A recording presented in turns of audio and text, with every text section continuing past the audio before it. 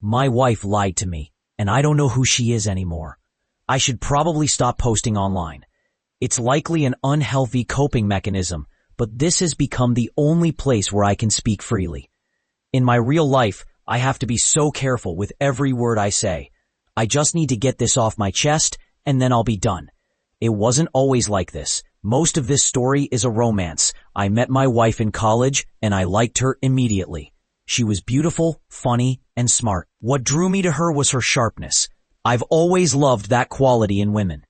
Back then, I was sharp too, and we sharpened each other. We were that couple sitting in the back of every room, judging everyone with our whispered comments, just cutting enough to hurt. We thought we were so sophisticated, believing our tastes were refined and that nothing was uglier than a rounded edge. When I first asked her out, she told me we wouldn't work because her father wouldn't approve. I didn't care about her father. I cared about her. The more time we spent together, the more I loved her. Her father's first words to me were that I wasn't good enough for his daughter. He refused to come to our wedding, but the day after, he gave my wife a generous down payment for a house because no daughter of his was going to be a renter. I never liked him, but I found him amusing. He was so ineffectual against our love. When he saw our first baby, he said, "He looks like his father," and I felt like a proud peacock, high on my own virility. I was too proud to see that his words were a condemnation. Holding my firstborn changed everything. I felt different, silly, and immature. I began to understand the importance of the rounded edge. My high-minded philosophy seemed unimportant. Babies don't care how clever you are. They eat, cry, and poop. They are the most important thing you'll ever do. I softened. I began to understand my parents better. I always adored my mother, yet I looked down on her. Her politics were boring, her philosophy uninspired, her religion sentimental. But when I held my baby, I understood her like never before. She was soft, not sharp, and that was what my child needed, a soft place to land. We managed to adjust to every change in our lives, always finding our equilibrium.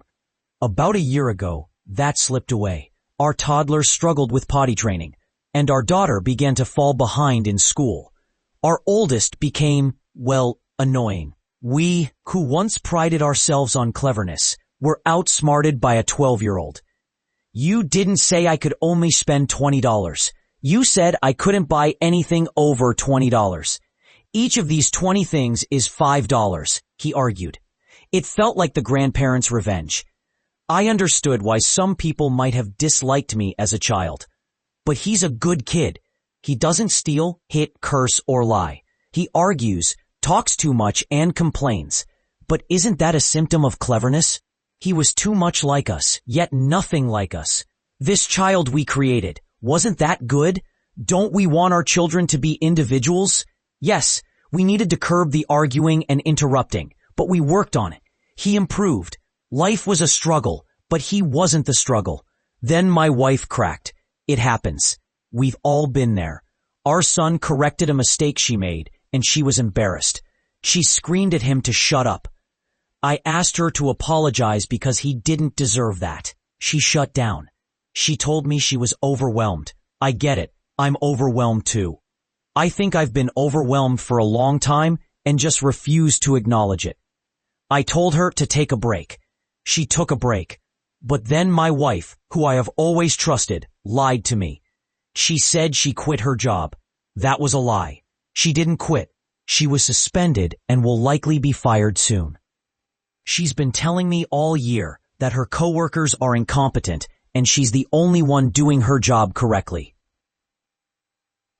In reality, she's been on a performance improvement plan for months. Why was she suspended? She told a coworker he needed to finish something by the end of the month to meet a February deadline. He interrupted her to correct her, and she screamed at him to shut up. She treated him the same way she treated our son. The only difference is our household doesn't have an HR department. She lied to me. Is that what I should be hung up on? Probably not. What's really killing me, what I can't say in real life, is this. I always thought she was sharp, and I loved that about her. I felt special for recognizing her elegance and worth. But maybe she isn't sharp. Maybe she's just thin-skinned and irritable. Yes, she lied to me. But maybe I lied to myself first.